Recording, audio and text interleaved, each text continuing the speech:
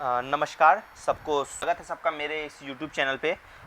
तो यहाँ पे ना हम लोग क्या करेंगे कि हम लोग एक एक करके बिज़नेस लॉ के, जो कि CA फाउंडेशन कोर्स का पेपर 2 का सब्जेक्ट है, बिज़नेस लॉ के एक एक चैप्टर करेंगे। और एक एक चैप्टर का मतलब हम लोग पूरा यहाँ पे मॉड्यूल से, जो ICAI सजेस्ट करती है, उस मॉड्यूल से हम एक एक चैप्टर पढ़ेंगे, अच्छे से उस चैप्टर को समझेंगे और फिर एक एक लाइन को यहाँ पे हम पूरे मॉड्यूल से, सिर्फ मॉड्यूल कवर करेंगे। ना ही मैं अपने हिसाब से कुछ करवाऊंगा, ना ही आप अपने हिसाब से कुछ करोगे। आपको क्या करना है, एक एक करके हम मॉड्यूल के एक एक यूनिट करके 2 महीनों के अंदर दिसंबर 2022 के लिए तैयार करेंगे पूरा अच्छे से, और साथ बने रहना, हो जाएगा एकदम आराम से। ठीक है, स्टार्ट करते हैं हम chapter number 1, the Indian contract act 1872। सबसे हार्ड जो है इंडियन कॉन्ट्रैक्ट एक्ट, जो सब बच्चों को लगता है, हम लोग वहाँ से स्टार्ट कर सकते हैं। आराम से उसको पढ़ते चले जाएं धीरे धीरे। What is contract, essence of valid contract, types of contract, proposal, offer, acceptance, ये सब धीरे धीरे पढ़ते चले जाएं और अच्छे से समझते चले जाएं। ठीक है, तो हम लोग क्या करेंगे, बेसिकली हम लोग अब रीडिंग करेंगे। आप लोगों को मॉड्यूल में यहाँ पे शेयर कर दूंगा, मॉड्यूल आप लोग देख सकते हो, अपनी स्क्रीन पे आ रहा होगा सबके। उस मॉड्यूल से पढ़ना स्टार्ट करेंगे। Indian contract act 1872।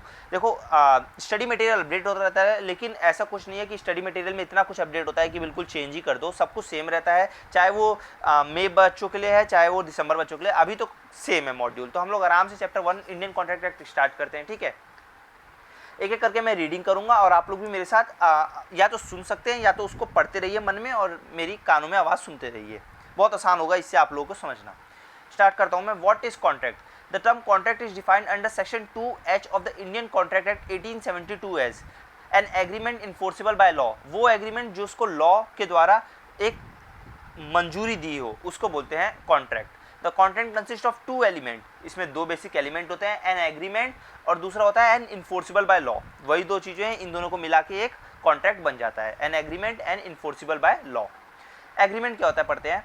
The term agreement given in section 2E of the act is defined as every proposal and every set of promise form the consideration to for each other. Term agreement क्या होता है? Agreement वो होता है कि किसी भी promise के लिए, या हर वो एक तरीके का प्रॉमिस जो हम एक दूसरे से करते हैं किसी भी चीज़ के रिलेटेड। एक बार इसको आगे पढ़ते हैं, तब अपने आप ही समझ में आ जाएगा। To have an inside the definition of agreement we need to understand promise. तो हमें पढ़ना पड़ेगा पहले प्रॉमिस होता क्या है। तो प्रॉमिस की एक डेफिनेशन लिखी हुई है, section 2B defines promise as when the person to whom the proposal is made signifies his assent thereto the proposal is said to be accepted. Proposal when accepted becomes a promise. अगर मैं किसी चीज़ को propose कर रहा हूँ, जैसे मान लीजिए मैं किसी लड़की को प्रपोज कर रहा हूँ, तो मैं उसको बोल रहा हूँ आई लव यू, तो अगर वहां से उसका आई लव यू 2 आया तो वो उस प्रपोजल को एक्सेप्ट कर लेगी और वो एक प्रॉमिस बन जाएगा। तो ये होता है प्रॉमिस। देखो, मैंने कितने रियल लाइफ एग्जांपल से आप लोगों को समझाया, उम्मीद करता हूं आप लोगों को ये चीज समझ में आया हो। अब आगे पढ़ते हैं। The following points emerge from the above definition. When the person to whom the promise is made signifies his assent on the proposal which is made to him. Assent का मतलब होता है उसका हाँ होना। Signifies his assent on the proposal which is made to him, the proposal become accepted. Accepted proposal become promise, और जब वहां से एक्सेप्ट हो जाएगा तो वो क्या बन जाएगा? प्रॉमिस बन जाएगा। Thus, we can say that an agreement is the result of the proposal made by one party to the other party, and that other party gives his acceptance thereto of course for mutual consideration. ठीक है, आगे बात करते हैं। Agreement is equals to offer plus offer या फिर proposal, जिसको जो भी बोले, प्लस एक्सेप्टेंस। देखो, ऑफर या प्रपोजल दोनों एक ही मतलब है। ऑफर करना मतलब मैं किसी चीज़ को ऑफर कर रहा हूँ। आपको मैंने बोला कि मैं आपको एक पेन ऑफर कर रहा हूँ, तो आप उस पेन को एक्सेप्ट करते हो या नहीं करते, वो आपका प्रपोजल बनेगा। ठीक है, लेकिन मैं जो कर रहा हूँ इसको मैं बोलूँगा ऑफर कर रहा हूँ, और वहाँ से फिर आप लोग का एक्सेप्टेंस आएगा। तो एग्रीमेंट जो होता है वो ऑफर प्लस एक्सेप्टेंस होता है। उम्मीद करता हूँ आप लोग को यहाँ तक बहुत अच्छे तरीके से समझ में आ गया हो। आगे बात करते हैं अब सेकंड चीज़ के लिए। हमने एग्रीमेंट तो पढ़ लिया, अब दूसरा है जो हमें एक एग्रीमेंट बनाता है, पूरा कॉन्ट्रैक्ट बनता है, इन्फोर्सिबल बाय लॉ। तो अब इन्फोर्सिबल बाय लॉ क्या होता है? An agreement to become a contract must give rise to the legal obligation which means a duly enforceable by law. देखो, किसी भी चीज़ को अगर एक एग्रीमेंट बनाना है तो उसमें लॉ का तो होना जरूरी है, मतलब वो लीगल होना चाहिए। ऐसा नहीं है ना कि मैं अगर कोई ड्रग्स स्मगलिंग कर रहा हूँ तो वो एक लॉ के द्वारा है, लॉ के द्वारा तो नहीं करेंगे, लॉ उसको अथॉरिटाइज नहीं करेगा, तो इस वजह से फिर वो माना नहीं जाएगा। तो एक तरीके से बताया जाए तो इसमें यह है कि एक लॉ के द्वारा उसको लीगल दिया जाए कि वो लीगल है, उसमें कोई दिक्कत नहीं है, लीगली उसको एक्सेप्ट किया जाता है, हमारे इंडिया में अलाउ किया जाता है। ये एक तरीके का लीगल ऑब्लिगेशन उठता है। इन्फोर्सिबल बाय लॉ फिर से पढ़ते हैं। An agreement to become a contract must give right to a legal obligation which means a duly enforceable by law. Thus, from the above definition, it can be concluded that contract is equal to acceptance या फिर proposal या फिर agreement plus enforceable by law। Acceptance और proposal को मिला के agreement बन जाता है, प्लस इन्फोर्सिबल बाय लॉ, मतलब लॉ के भी उसमें लीगल ऑब्लिगेशन होनी चाहिए, एक लीगल अथॉरिटी द्वारा उसको अप्रूव किया जाना चाहिए। अब आगे बढ़ते हैं। On elaboration the above two concept, it is obvious that the contract comprises of an agreement which is a promise or set of a reciprocal promise. That a promise is the acceptance of a proposal given rise to a binding contract. Further, section 2H requires an agreement capable of being enforceable by law before it is called a contract. Where parties have made a binding contract, they create right and obligation between themselves. यहाँ तक मुझे लगता है अब आप लोगों को कोई दिक्कत नहीं होगी। इसको समझाने का मतलब नहीं है, जो भी अभी तक मैंने ऊपर समझाया वही सब इसमें लिखा था। अब एक एग्जाम्पल दिया हुआ है, ये एग्जाम्पल बहुत अच्छा है, इस एग्जाम्पल को पढ़ते हैं। A agree with B to sell a car of 2 lakh to B.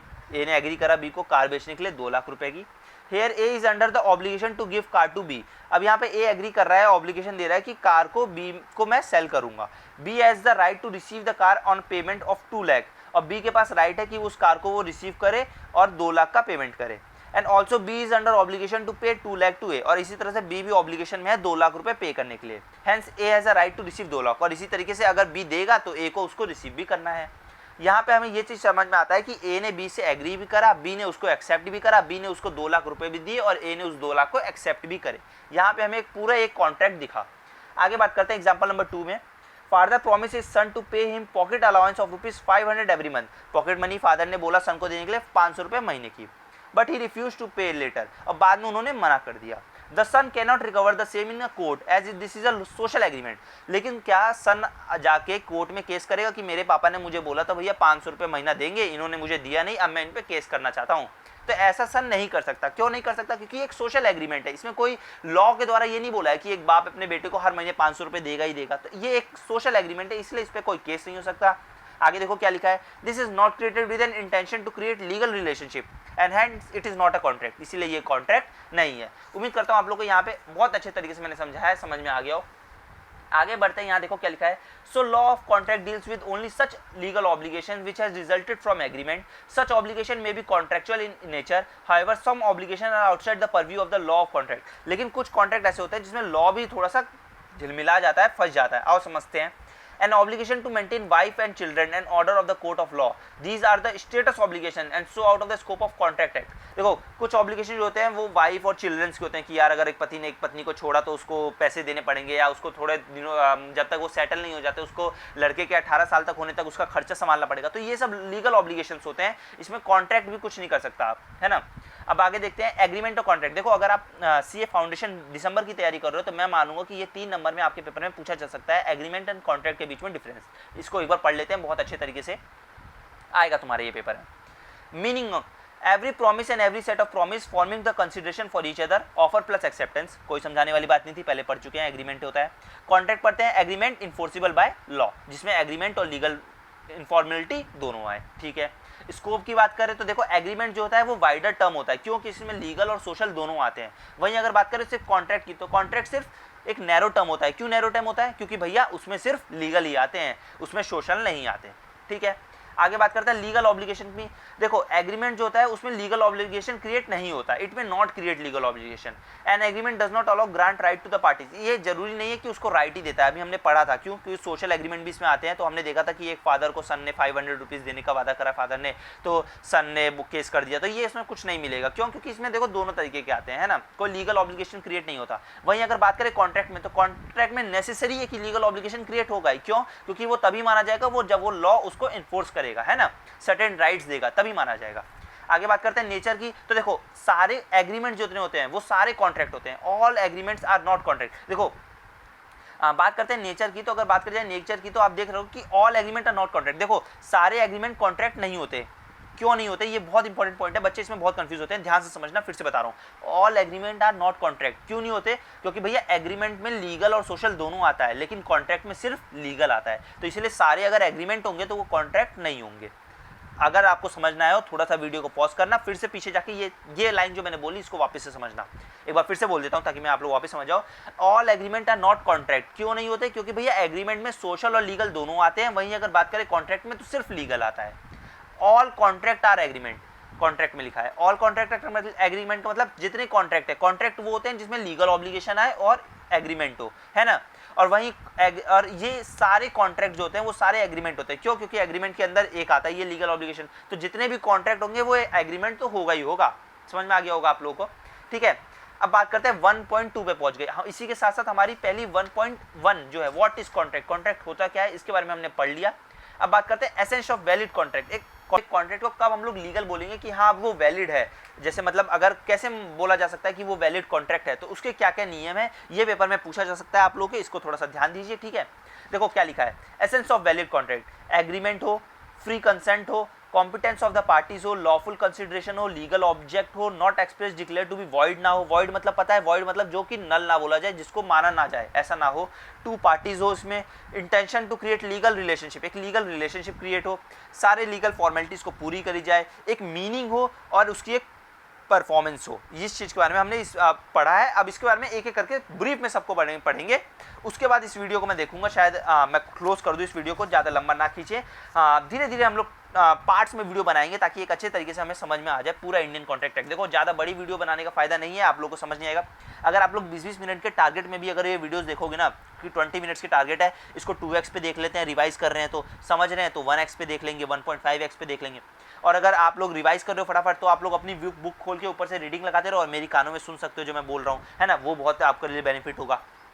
Start करते हैं एसेंस ऑफ वैलिड कॉन्ट्रैक्ट में। टू पार्टीज से पहले, two parties, one cannot contact with themselves. A contract involves at least two party, one party making the offer and the other accepting it. A contract may be made by a natural person and other by the person having legal existence, example companies, universities, etc. It is necessary to remember the identity of the parties to be ascertained. देखो कोई भी contract एक अकेला person नहीं बना सकता, contract बनाने के लिए दो लोगों का होना बहुत जरूरी है। कैसे, एक जो वो होगा जो एक्सेप्ट ऑफर करेगा और दूसरा वो है जो एक्सेप्ट करेगा, ठीक है। एक अकेला पार्टनर कभी भी एक पार्टी में नहीं आ सकता, एक अकेला पर्सन। वहीं अगर बात करें तो यहाँ पे कौन कौन आ सकता है, कंपनीज हो सकती हैं, यूनिवर्सिटीज हो सकती हैं, ये सब एक नेचुरल पर्सन्स होते हैं, तो ये लोग भी एक कॉन्ट्रैक्ट के अंदर आ सकते हैं, ठीक है। एग्जाम्पल दिया हुआ है, समझ सकते हैं क्या से दिया है कि देखो to constitute a contract of sale there must be two party, दो पार्टी होनी चाहिए, एक सेलर और एक बायर, एक खरीदने वाला और एक बेचने वाला, ये जरूरी है। सिर्फ एक अकेला पर्सन ना ही खरीद सकता है और ना ही बेच सकता है, ठीक है। अब देखो इन state of Gujarat versus Ramlal S and company, ये देखो ये जो केस स्टडी है बहुत इंपॉर्टेंट है। इसमें क्या था समझे, when on the dissolution of a partnership the asset of the firm were divided among the partners, the seller taxes officers wanted to tax this transaction. It was held that it was not a sale. The partners being joint own of these assets cannot be the both buyer and seller. इसमें क्या बताया हुआ है देखो समझते हैं।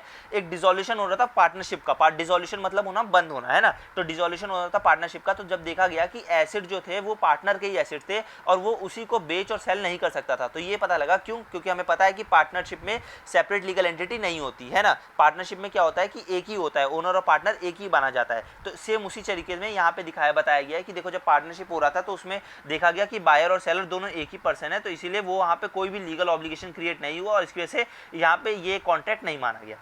आगे बात करते हैं, parties must be intended to create a legal obligation. देखो एक लीगल ऑब्लिगेशन होना बहुत जरूरी है, समझते क्या है। There must be an intention on the parties of the parties to create a legal relationship between them. Social और domestic types of agreement are not enforceable by the court and hence they are not the result in contract. एक legal obligation मतलब एक कानून के द्वारा उसको सहमति देनी जरूरी है, अगर बिना उसकी सहमति के होगा तो वो नहीं माना जाएगा। कैसे, एग्जाम्पल पढ़ते हैं, example number 5। A husband agreed to pay his wife certain amount as a maintenance every month while he was abroad. Husband failed to pay the promised amount. Wife sued him for the recovery of the amount. Here in the case, wife could not recover as it was a social agreement and the parties did not intend created any legal relation. देखो इस contract में क्या था कि एक husband ने अपने wife को बोला कि मैं विदेश जा रहा हूँ और मैं वहाँ से तुम्हें हर महीने 5,000 रुपये भेजता रहूँगा। अब हस्बैंड ने कुछ मंथ तक तो भेजा, लेकिन उसके बाद फिर उसने भेजना बंद कर दिया, तो वाइफ ने क्या करा, केस कर दिया। तो भैया सरकार ने बोला, लॉ ने बोला कि भैया, ट्रिब्यूनल ने बोला, एक ट्रिब्यूनल वर्ड होता है, इस ट्रिब्यूनल वर्ड को याद रखिए। ट्रिब्यूनल ने बोला कि देखिए ये कॉन्ट्रैक्ट वैलिड नहीं माना जाएगा क्योंकि ये सोशल एग्रीमेंट था। सोशल एग्रीमेंट मैंने बता दिया था, सोशल एग्रीमेंट में क्या होता है कि हम लोग अपने जानने वाले से करते हैं और उसमें कोई भी लॉ का इन्फोर्सिबल नहीं होता। तो उन्होंने ये बोला कि ये सोशल एग्रीमेंट है, इसको माना नहीं जाएगा। आगे बढ़ते हैं, एग्जांपल नंबर 6 में क्या लिखा है। लेखपाल promise to pay 5 lakh to his son if the son passes the CA exam. On passing the exam the son claims the money, here the son could not recovery, it was a social agreement. ऐसे ही एक लेखपाल ने बोला कि अपने बेटे को, बेटा तो सीए बन जा, तेरे को 5 लाख रुपए दूंगा। सन बन गया भैया सीए, पास कर लिया एग्जाम, लेकिन भैया बाप ने तो मना कर दिया, बोला मैं तो नहीं देने वाला। तो अब लड़का जाके पापा को केस नहीं कर सकता कि पापा ने तो बोला था 5 लाख दूंगा तेरे को सीए बन जाएगा। तो ये चीज़ है कि इसमें कोई सोशल एग्रीमेंट है ना, लीगल एब्लिगेशन नहीं है। उम्मीद करता हूँ आप लोग को यहाँ तक समझ में आ रहा होगा अच्छे से। एग्जाम्पल नंबर 7 पे चलते हैं। A sold goods to B on a condition that he must be pay for the amount of good with in 30 days. Here A intend to create a legal relationship with B. Hence the same is a contract. On failure of B making a payment on due date, A can sue him in the court of the law. अब यहाँ पर देखो ये चीज़ थोड़ा सा change है। इसमें क्या है, ए ने बी को गुड सेल करे, ठीक है मानते हैं भैया सेल करे। अब आगे उन्होंने बोला कि 30 दिन के अंदर पेमेंट कर दो, लेकिन भैया बी तो 30 दिन के अंदर पेमेंट कर ही नहीं पाए, तो फिर क्या ए स्यू कर सकते हैं? जी हाँ, यहाँ पे बिल्कुल स्यू कर सकते हैं, क्योंकि यहाँ पे एक लीगल कॉन्ट्रैक्ट है, उन्होंने अपने गुड सेल करे हैं, उन्होंने प्रोडक्ट एंड सर्विसेज का एक्सचेंज करा है, उन्होंने प्रोडक्ट दिया है अपना और उसके बदले उन्होंने अमाउंट मांगा था, लेकिन उन्होंने पेमेंट नहीं कर पाए, तो इसके से वो पक्का केस कर सकते हैं और यहाँ पर ये एक वैलिड कॉन्ट्रैक्ट है। अब मैं यहाँ तक आपको उम्मीद करता हूँ आप लोगों को यहाँ तक समझ में आ गया हो। आगे बात करते हैं other formalities to be complied with certain cases, कुछ और फॉर्मेलिटीज भी हैं उसके बारे में पढ़ेंगे। टोटल यहाँ पे हम लोगों को कितनी फॉर्मेलिटीज दी हुई हैं, अगर मैं बात करूँ तो यहाँ पे हम लोगों को 5 फॉर्मेलिटीज दी हैं, उसके बाद वैलिड कॉन्ट्रैक्ट के एसेंस दिए हुए हैं, ठीक है ना। तो आराम से अभी पढ़ते हैं। थर्ड करते हैं other formalities to be compiled with its certain cases, a company may be written और स्पोकन अ कॉन्ट्रैक्ट, सॉरी फिर से स्टार्ट करते हैं। Other formalities to be complied with in a certain cases, a contract may be written और spoken, as to a legal effect there is no difference between a written contract and a contract made by word of mouth, both but in the interest of the parties the contract must be written. In case of certain contracts some other formalities have to be compiled with to make an agreement legal enforceable. देखो contract दोनों तरीके के हो सकते हैं, एक return भी हो सकता है और ओरल भी हो सकता है, लेकिन ज़्यादातर केसेस में अगर आप कहीं कॉन्ट्रैक्ट करने जा रहे हो तो हमेशा याद रखना रिटर्न में लेना। क्यों रिटर्न में लेना? क्योंकि उसके पास आपके पास प्रूफ रहेगा। ऐसे में जो मैं मुंह से बोल दूं भाई मैं तेरे को 5,000 रुपये दे रहा हूँ, ले जिसने मेरे वीडियो पे पहले कमेंट करा मैं उसको 5,000 रुपये दूंगा, आप मुझे कुछ नहीं कर सकते, क्योंकि खाली मैंने बोला है, लेकिन आप मेरी वीडियो वॉइस रिकॉर्ड करके बोल सकते हो कि देखो इन्होंने बोला था यहाँ पे मैं 5,000 रुपये दूंगा। तो यहाँ पे ये देखा गया कि देखिए कॉन्ट्रैक्ट दोनों तरीके से हो सकते हैं, रिटर्न भी और स्पोकन भी, लेकिन एक वैलिड कॉन्ट्रैक्ट वही माना जाएगा। एक वैलिड कॉन्ट्रैक्ट मतलब कि वो कॉन्ट्रैक्ट जो एक प्योर, जिसमें कोई केस ना कर पाए आपके ऊपर, कोई कुछ वैसे लीगल आपसे लीगल अथॉरिटीज़ के जाके आपके ऊपर कोई स्यू ना कर पाए आपको, उसके लिए आपको एक रिटर्न कॉन्ट्रैक्ट ज़्यादा रखना चाहिए। एग्जाम्पल की बात करते हैं। फॉर एग्जाम्पल क्या दिया हुआ है, contract of insurance is not a valid except as a return contract. Further, in case of a certain contract, registration of contract under the law which is in force at the time is essential for its valid. In the case of immovable property, देखो वही बात है, आपने कोई insurance करवाया, भाई मैं तेरे इंश्योरेंस कर रहा हूँ 5 लाख रुपए का, अच्छा भैया ठीक है कर दो, लेकिन क्या अगर आपके पास उसका प्रूफ नहीं होगा रिटर्न, तो क्या वो इंश्योरेंस माना जाएगा? नहीं माना जाएगा ना। तो एग्जैक्टली वही चीज़ है यहाँ पे, ठीक है। अब देखो फोर्थ क्या है, सर्टेनिटी ऑफ मीनिंग, मतलब एक कॉन्ट्रैक्ट तब कॉन्ट्रैक्ट माना जाएगा जब उसका कोई मीनिंग होगा, वो इंडेफिनेट नहीं होगा। देखो क्या है, the agreement must be a certain, वो सर्टेन होना चाहिए, नॉट अ वैग और इंडेफिनेट, ना ही वो वैग होना चाहिए ना ही इंडेफिनेट होना चाहिए। वैग मतलब कोई गलत चीज़। आगे बढ़ते हैं, एग्जाम्पल में देखते हैं। A agree to sell B 100 ton of oil, A ने बी को एग्री करा 100 टन ऑयल बेचने की। There is nothing certain in order to show kind of oil was intended for, लेकिन इसमें ये नहीं पता कि किस तरीके का ऑयल बेचेगा, क्या वो मिट्टी का तेल बेचेगा या पेट्रोल बेचेगा या डीजल बेचेगा, किस तरीके का ऑयल है, या खाने के लिए रिफाइंड ऑयल है, हमें कुछ नहीं पता, तो इसलिए ये कॉन्ट्रैक्ट इनवैलिड हो जाएगा, क्योंकि इसका मीनिंग नहीं है ना, हमें पता नहीं है कि क्या तरीके का ऑयल वो बेचने वाला है। आगे बढ़ते हैं, एग्जाम्पल नंबर 9 देखो क्या है, XYZ limited agree to lease the land to mister A for indefinite year, the contract is not valid as the period of the lease is not mentioned. Same उसी तरीके से XYZ ने बोला कि हम आपको लैंड देंगे, लीज करेंगे लैंड, लेकिन भाई कितने साल के लिए करोगे, कितने साल के लिए हमें दे रहे हो कि हम लोग अपनी खेती करो और तुम्हें पैसे भरें, हमें पता ही नहीं कितने साल के लिए दे रहे हो, तो ये कॉन्ट्रैक्ट वैलिड नहीं माना जाएगा। यहाँ तक आप लोगों को समझ में आ गया होगा। आगे बढ़ते हैं, बात करते हैं possibilities of performance of an agreement. The term of agreement should be capable of performance, an agreement to do an act impossible in itself can not be enforce. देखो यहाँ पे ये बताया गया है कि जिस तरीके से एक एग्जांपल के थ्रू इसको समझते हैं, ठीक है ना। A agree to with B to discover treasure by magic, the agreement can not be enforceable as it is not possible to be perform. अच्छा मैं तुमसे बोल दूंगा भाई मैं उल्टा गिलास नीचे करके पानी भर दूंगा, क्या तुम लोग मानोगे कि भैया कैसे यार, गिलास नीचे कर दोगे, मुंह नीचे रहेगा गिलास को, पानी कैसे भर दोगे उसमें? तो यही चीज़ है, मतलब वो कॉन्ट्रैक्ट कहीं बनता ही नहीं है यार, कोई सेंस ही नहीं है उस कॉन्ट्रैक्ट का, तो उसको कॉन्ट्रैक्ट क्यों मानेंगे? ये चीज़ है यहाँ पे। यहाँ तक आप लोगों को मैं समझता हूँ कि आप लोगों को अच्छे से समझ में आ गया होगा, क्योंकि मैंने देखो यार इतने अच्छे तरीके से समझाया है। अगर यहाँ भी अगर आपको समझ में दिक्कत हो रही है ना, तो एक ही तरीका है, फिर इस वीडियो को वापस से देखना स्टार्ट करो, वापस से समझो, वापस से आएगा समझ में। लेकिन हाँ अगर 2 बार देख लिया तो समझ में आएगा ही आएगा। और थोड़ा सा अपने आप पे एफर्ट्स डालो। देखो सीए का पेपर है, कोई मजाक पेपर नहीं है, आप लोगों को करना पड़ेगा मेहनत, ठीक है। स्टार्ट करते हैं एसेंस ऑफ वैलिड कॉन्ट्रैक्ट का। ये देखो यहाँ पे मैं ये वीडियोस बना के आप लोगों के लिए बहुत आसान कर दूंगा। क्यों? क्योंकि अब आप लोग सिर्फ सुनोगे और अपने कान में लगा के और उसको देखते रहोगे अपनी वीडियो को मॉड्यूल खोल के, तो आपको सब याद रहता रहेगा। और ना ही इसमें कोई भी मैं एक ऐसी चीज़ बोलूँगा जो उसमें बाहर से रिलेट है, क्योंकि इसमें सब कुछ आपको अंदर से मिलेगा, सब कुछ पढ़ा हुआ मिलेगा, है ना। मतलब कोई भी इसमें हंसी मजाक यार वैसे कुछ नहीं है कि मैं अपने आप से बना के करूँ, जो लिखा है मैं वही पढ़ूंगा, ठीक है। इससे क्या रहेगा कि आप मॉड्यूल को लेके चलोगे, और मैं बता दूँ 100% पेपर मॉड्यूल से आता है सीए का, तो ये चीज़ के लिए आपके बेनिफिट हो जाएगा। आइए अब बात करते हैं offer and acceptance, essence of valid contract. एक कॉन्ट्रैक्ट वैलिड कॉन्ट्रैक्ट कब माना जाएगा? चलो अब आगे बढ़ते हैं एसेंस ऑफ वैलिड कॉन्ट्रैक्ट के ऊपर। According to section 10 of the Indian Contract Act 1872, the following are the essence of element of a valid contract. पढ़ते हैं कि करके क्या है. Offer and acceptance of an agreement. An agreement is the first essential element of a valid contract. According to section 2E of the Indian Contract Act 1872, every promise and every set of promise forming consideration for each other is an agreement. And according to section 2B, a proposal when acceptance becomes a promise. An agreement is an outcome of offer and acceptance. सब कुछ वही है जो मैंने पहले पढ़ा रखा है कि देखो क्या पढ़ा है, एक बार बहुत जल्दी से बताता हूँ. एक एवरी सेट ऑफ प्रॉमिस, एक प्रॉमिस करा गया और एक एवरी सेट ऑफ प्रॉमिस जो है वो एक एग्रीमेंट बन गया, और वही एग्रीमेंट जब अगर लॉ इन्फोर्स कर देगी तो वो एक कॉन्ट्रैक्ट बन जाएगा. और एग्रीमेंट जो होता है वो ऑफर और एक्सेप्टेंस का मिलकर है. क्यों? मैंने किसी को ऑफर करा, उसने एक्सेप्ट कर लिया, तो वो offer plus agreement, offer plus acceptance agreement बन गया, और वो एग्रीमेंट में अगर हम लॉ की इन्फोर्सिबिलिटी कर देंगे तो वो एक कॉन्ट्रैक्ट बन जाएगा. आगे बढ़ते हैं. Free consent. 2 or more persons are said to consent when they agree upon the same thing in the same sense. This can also be understood as identify of mind is understanding the term with consequence and idiom. Further, such as a consent must be free. Consent will be considered as a free consent if it is not caused by coercion, undue influence, fraud, misrepresentation और mistake. देखो ये आपके paper में आएगा, मैं लिख के दे सकता हूँ, आने का चांस 100% है. Free consent. देखो कोई भी कॉन्ट्रैक्ट अगर किसी से जोर जबरदस्ती करा जाए ना तो वो एक फ्री कॉन्ट्रैक्ट नहीं होता. मतलब आपकी पूरी सहमति होनी चाहिए उस कॉन्ट्रैक्ट में, तभी उस कॉन्ट्रैक्ट को एक फ्री कंसेंट माना जाएगा. अगर उसमें किसी तरीके का किसी से अनड्यू इन्फ्लुएंस मतलब भेदभाव करा जाएगा, फ्रॉड करा जाएगा, मिसरिप्रेजेंट मतलब गलत तरीके से आपको दिखाया जाएगा और मिस्टेक के द्वारा होगा, तो वो एक कॉन्ट्रैक्ट नहीं माना जाता. एग्जाम्पल में देखो क्या इतने अच्छे तरीके से यहाँ पे देखो, मैं आपको बताऊँ ना, आपके जो मॉड्यूल में एग्जाम्पल्स हैं ना वो बेस्ट एग्जाम्पल्स हैं यार, उसी से पढ़ो, आराम से पास हो गए. एग्जाम्पल नंबर 11 पढ़ते हैं. A who owes 2 car is selling red car to B. B thinks he is purchasing the black car. There is no consequences and idiom and hence no contract. देखो A ने बोला B को car बेचूंगा, ठीक है भाई, लेकिन A के पास तो 2 कार है, एक ब्लैक कार है, एक रेड कार है. तो भैया B ने सोचा कि वो रेड कार खरीद रहा है, लेकिन A ने उसको ब्लैक कार बेचने के लिए बोला. तो इसमें जब उसने अच्छे से बताया नहीं कि वो कौन सी कलर की कार बेचना चाहता है, तो ये एक तरीके से फ्री कंसेंट नहीं हुई, है ना. आगे देखते हैं.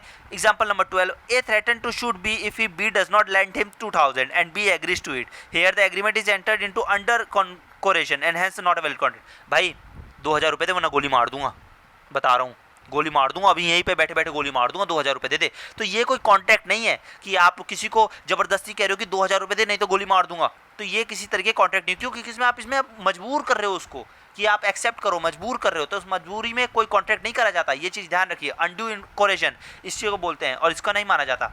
Student may be noted that the terms coercion, under influence, fraud, misrepresentation, mistakes are explained in the coming units. और देखो इसके बारे में भी आगे समझाया हुआ है ना. ऐसा नहीं है कि अंडर इन्फ्लुएंस क्या होता है, कोरेशन क्या होता है और फ्रॉड क्या होता है, मिसरिप्रेजेंटेशन क्या होता है, ये सब आगे भी पढ़ाया गया है. तो ऐसा नहीं है कि आप लोग अभी से टेंशन ले रहे हो कि यार ये भैया क्या क्या वर्ड बोल रहे हैं यार, समझ नहीं आ रहा. आगे सब पढ़ने को मिलेगा. आगे बात करते हैं capacities of the parties. Capacity to contract means the legal ability of a person to enter into a valid contract. Section 11 of the Indian contract act specifies the every person is competent to a contract whose age is of majority according to the law to which he subject is of sound mind, is not otherwise disqualified from contracting by any law to which he is subject. अच्छा देखो ये बहुत important चीज़ है, ध्यान से समझना.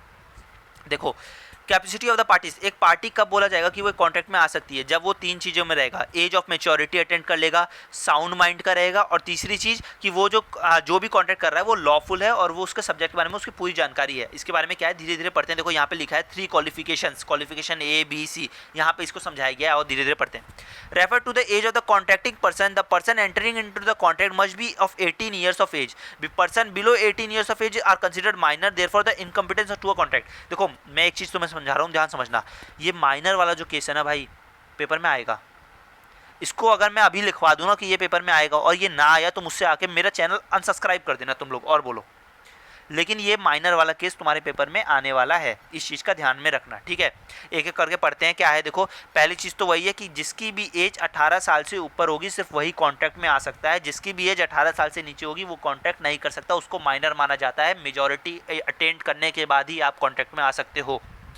दूसरी qualification की बात करें, Required a person to be of a sound mind. He should be in his sense so that he can understand the implication of the contract at the time of the entering into the contract. A lunatic, an idiot, a drunken person or under the influence of some intoxicant is not supposed to be a person of a sound mind. देखो किसी भी आदमी को जो नशे में है, जिसकी कोई जो सही नहीं है, उसका मेंटल थोड़ा सा सिक है, या वो लुनेटिक है मतलब बेवकूफ़ है, इडियट है, या पिया हुआ है, वो कैसे भी तरीके का है, या किसी ने नशा ले रखा है, तो उसको कॉन्ट्रैक्ट नहीं माना जाएगा। वो अगर वो इस हालत में कोई भी कॉन्ट्रैक्ट करता है तो उसको वैलिड नहीं माना जाएगा। सिर्फ उसी को वैलिड माना जाएगा जो साउंड माइंड में। साउंड माइंड मतलब क्या होता है और अनसाउंड माइंड मतलब क्या होता है? अनसाउंड माइंड मतलब जिसका सोचने की क्षमता खत्म हो चुकी है उस वक्त, वो क्या कर रखा है, वो पी रखा है, वो किसी ऐसी हालत में उसने ड्रग्स ले रखा है, उसका दिमाग काम नहीं करता, वो पागल है।